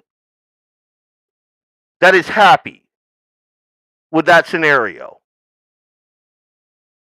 I'm telling you, if you are a fly on the wall in some of the conversations that I have with some of my friends, oh my God, this dude was tame by comparison. I'm keeping it real. I'm keeping it real. Like the stuff we say to each other. Weaker men would cry. I'm gonna leave it at that. Weaker men would cry to their mommies. And I'm gonna leave it at that. I'm gonna hit one more commercial break, and we're gonna come back and talk about this crazy story. Now, with this next story, I did not pull any video. I don't believe I pulled any video. I'll check, because this dude is not my cup of tea. Apparently, he has a huge following, and we'll talk about his following and then what happened. Yeah. Let me know if you've heard of Chud the Builder, Dalton Etherly. And we'll be back to talk about it on the other side of this here break. Give me 1 second. How did I lose that? And I absolutely did. There you go.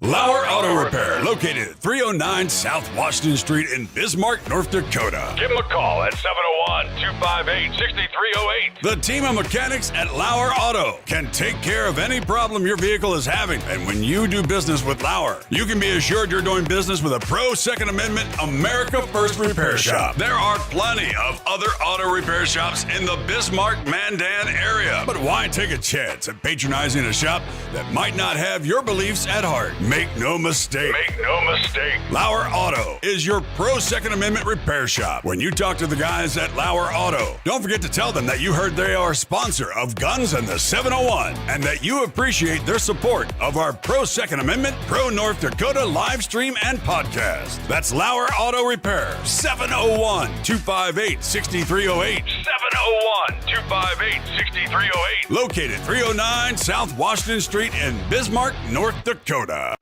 When you want it done right, Go where lemons go. Kalen's Auto Service, owned and operated by Kalen and Misty Foss, lifelong locals with over 25 years experience. From modern rides to classic restorations, they can handle it all. Top quality work, fair price, and honest hometown values. Located just one block south of Highway 12 on 6th Avenue West in Lemon, Kalen's Auto Service, serving you with all your auto repair needs. For the best gun gear for every and any situation, Little Angry Man Arms LLC has you covered. Top-notch guns from top-name brands like Winchester, Glock, Sig Sauer, and Ruger to essential extras from Magpul, Streamlight, Hollow, Sun Optics, and more. Little Angry Man Arms LLC have everything to make your shooting adventures a success. Visit littleangrymanarms.com today and gear up for your next big hunt, competition, or home defense. Don't miss out on our exclusive deals. Little Angry Man Arms LLC, based in Trail City, South Dakota, your ultimate hunting partner. At Horton Laser Craft, we believe in the power of personalization. Whether it's a cherished memory, a special occasion, or a unique gift, our custom laser engraving brings your vision to life. Our expert craftsmen and state-of-the-art technology ensure every piece is a work of art. From personalized decor to one-of-a-kind keepsakes, Horton Lasercraft makes every moment unforgettable. Horton Lasercraft is owned and operated by a local veteran and his wife located near Thunderhawk, South Dakota. They provide custom laser products at a reasonable price, and their turnaround time is fast and efficient. Custom board cutting, glassware, decanter sets, mugs, assorted stainless steel jewelry, assorted tags, decor.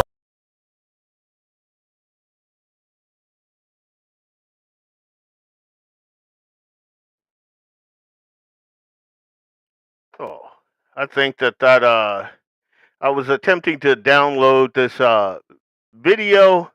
I think it messed up my my interface here. So, give me a second because I wanted to play this video, and this is directly, the Chud the Builder thing. I thought I had downloaded it. I did not, so bear with me, folks, while I get this thing downloaded, and then I will play it. And my computer's just being really, really slow. Well, while this thing uploads, so this guy, he's not like an angel. He's a loud, abrasive, in-your-face streamer. Like, he's one of those guys that you see, and apparently all over TikTok and Instagram and all those places, you have a bunch of these idiots, and their entire purpose is they go up and they antagonize people.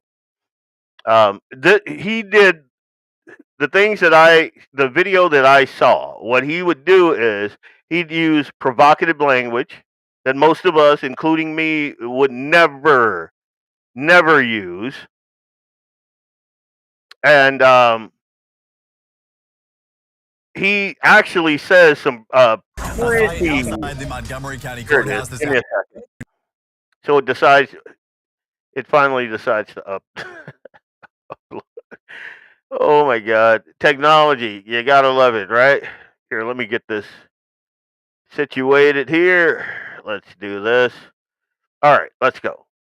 So This was May 13th. He was involved in a confrontation that ended in gunfire. Both of these men were wounded.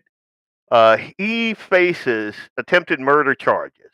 He's claiming self-defense because the other guys, from everything that I could see, these guys knew he was going to be here at this courthouse, and they even put on their social media posts that they were going to get him. And it's because this dude is highly controversial. What I don't know if you know the term chimping out. I know that term, but what he would do is he'd go into a store. There'd be black people there. He'd ask them a question. They speak the way they speak, and he goes, "I'm sorry, I don't understand Ebonics," and it would just go downhill from there. And then he would say some racially inflammatory things, and then like the entire time he's telling them, "Don't chimp out, don't chimp out," and it's a big thing. Like, dude has a massive following. Like, it's not my cup of tea. It's not. But again, free speech is not speech that I like. It also includes speech that I don't like, speech that I would never use, speech that I would find offensive. But in my humble opinion, that still does not give anyone reason to violate your personal freedom, your personal liberty, your personal space, and God forbid, to assault you. It doesn't matter what this guy says. It does not give anyone the right to put their hands on him. And I've had friends of mine ask me, like, what would I do if I were in a similar situation and this chud guy came and he started speaking to me? One, he wouldn't get very far with it because, one, I don't speak Ebonics, and I'm not going to. And if he comes up to me and I know if someone's trying to egg me, I'd speak with him cordially and calmly.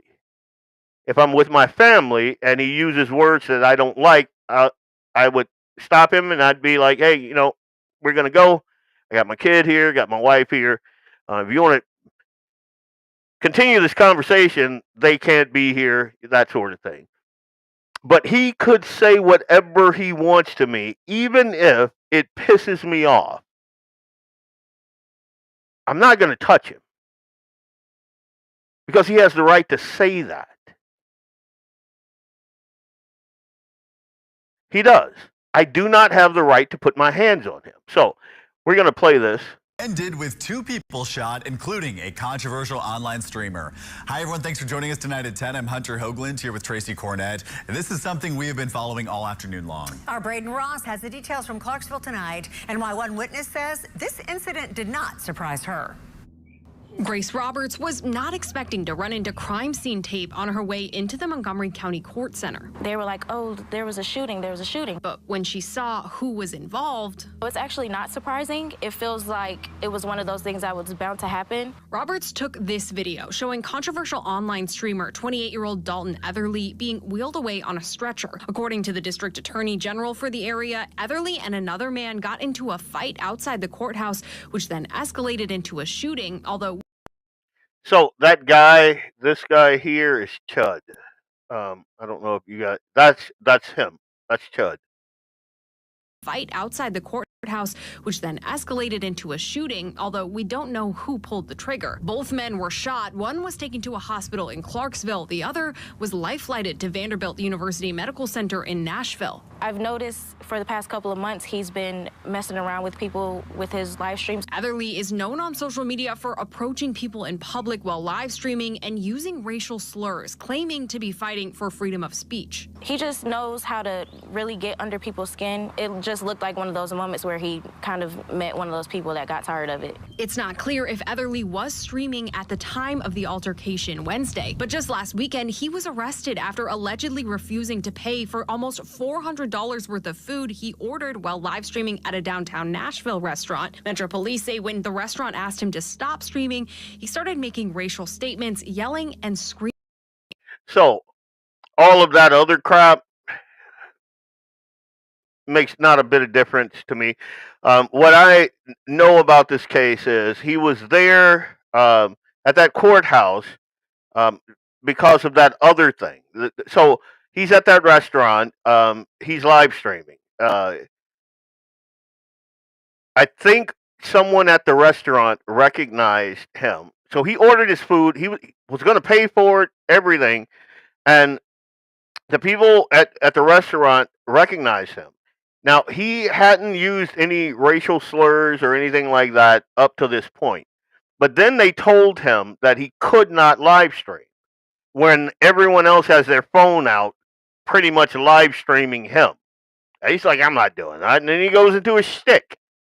And then the end result of that was him getting kicked out. And he's like, I'm not paying for this food. And I understand that. This dude did not go in there to order food like I've seen some live streamers do, and just kind of run out of there. That's not what he was doing. He wasn't a dine and dash. But so he was there at the courthouse to take care of that. He's claiming self-defense because those other guys did pursue him. Like, they knew he was there because he told people on his social media that he was going to be there taking care of this crap. And then these black guys saw that he was going to be there, posted on their social media that they were going to basically meet him there and F him up. And so I don't know all the details yet. And the courts, they're going to sort that out, I hope. But I do know this. If we start saying that your speech made me so angry that I can chase you down and attack you, then we've just shredded the First Amendment and replaced it with mob rule, in my humble opinion. I mean, and then you think about the double standard. Joy Reid, Don Lemon, folks like that have built their entire career saying racially charged, inflammatory things about white people. Things that would get any average citizen canceled or worse. Nobody's hunting them down in parking lots. Nobody is saying that their words justify physical retaliation. Why? Because the people who hate Chud's style, they lose their mind when the same logic is applied to their side. If Chud's racially insensitive slurs and to be clear, I am on record for not just for years, for the entirety of the conversation around hate speech and hate laws and that sort of thing. I am not for it. I don't believe in that. Because if we have that, that means we don't have free. I happen to think that if you assault someone, it doesn't matter if you're mad at them because they're black, or you're mad at them because they offended you for some reason, or you're mad at them because, I don't know, the sky is blue. You're still mad at them. You still hate them enough to assault them. And the assault is the thing that you should be charged with, not a hate crime. But they want speech they can punish if they hate it. And they want speech that they protect if they don't. That's not freedom. That's tyranny dressed up as feelings.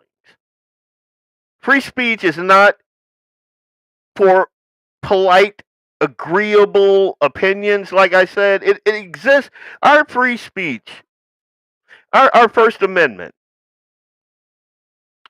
exists precisely so the most offensive, most uncomfortable, baiting voices can still speak without fear of violence. You don't have to like Chud. I don't. Like, I didn't even know who he was. I don't like his content, though, the little bit that I've seen. I think he's abrasive. I think that because he's dealing with people who have a lack of self-control and are emotionally driven, unfortunately, he's going to have more situations like this if, you know, if he doesn't go to prison. He's going to have, and he continues to do this, he's going to have more, like, horrible altercations like this. But I don't have to watch him. I don't have to like him. I don't have to agree with a single thing that comes out of his face hole. But if you believe in this country and you believe in our Constitution, then you have to defend his right to say the things he says. Because the second you let words or violence become the rule, the next target is you. And this guy, he's not asking for special treatment. He's living in the America we're all supposed to know and love. The one where you can run your mouth, even if you run it like a fool. And the worst that happens is someone calls you an idiot or a chuckle nut. Not puts bullets in you. I mean, let's get the standards straight. Words are not violence. Violence is violence. Violence is violence. And something else. The thing that really cheeses my grits is the fact that hip-hop music is basically founded upon using the N-word and the B-word and the C-word. And not in a loving manner. Like, that's my ninja over there. I love my ninja. No. Most of the time, that word is used in hip-hop culture. It has violent connotations, deadly connotations.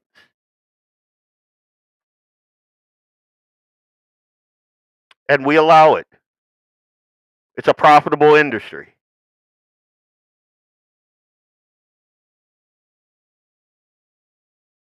It's because a certain community, my community, is too often driven by emotion. And it's sad to say. Now, what I do know about this altercation is, what I could put together is, these guys, because Chud has had people be physical with him before, he is an armed citizen. And that's a whole nother aspect of this. Like, he can legally carry, and he always does. I support his right to carry. I think it's a dumb thing to do when this is your livelihood. Because the chances that you're going to have to use it, and then the Democrats are going to use that incident. Like, I have no idea. I know they're going to try to use this. I already saw online that why was he carrying a firearm so close to a court? Well, because he legally can. But these guys tried to jump him, and from what I can understand, he injured himself, his arm right under here, because as he is being attacked from the front and the back, one of the guys jumped on his back, and he shot him like this. So he injured himself shooting the guy that was on his back. And then obviously, we don't know what happened one of those guys was life flighted out of there, though, so he got shot in the chest. But if it goes down the way I think it went down, then I don't know why this judge is trying to push this murder charge on this attempted murder charge on him, because it's clearly self-defense. Again, it doesn't matter what someone is saying to me. It does not give me the right to assault that person. And if I assault that person, he gets to stand his ground. He gets to not be assaulted by any means necessary. And if there's multiple attackers, then there you go. Again, I'm not a fan of this guy. I think his content is ratchet. I think it's garbage.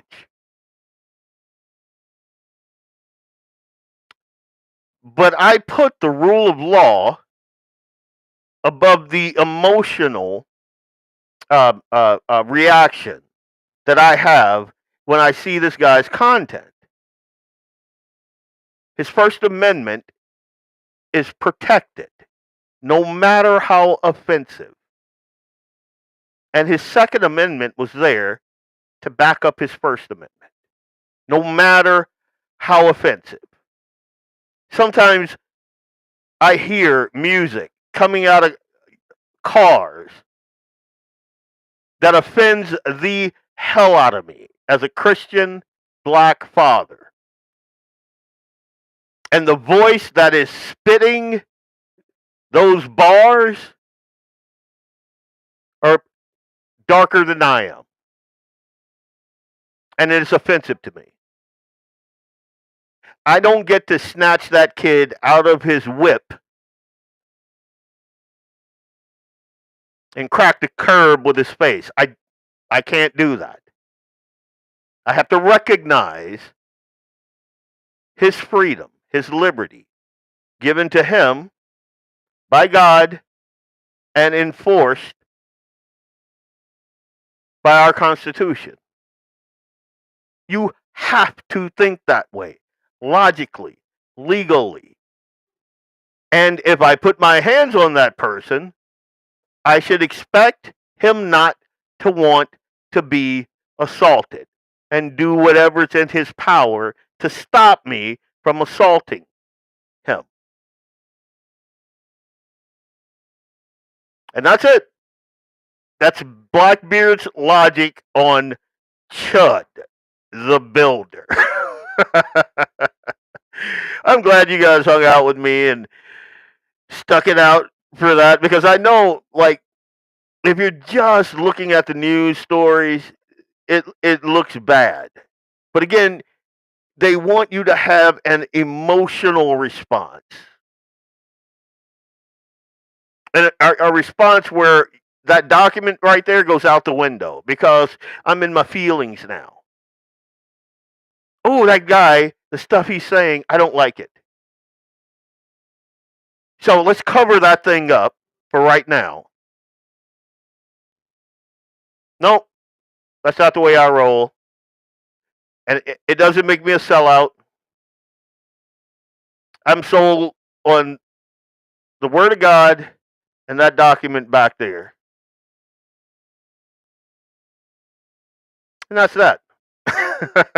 I'll see you fine, folks, this Tuesday, right here on the Due North Political Podcast. I am Leon Francis, your host of Blackbeard Logic for tonight on the Guns in the 701 Network.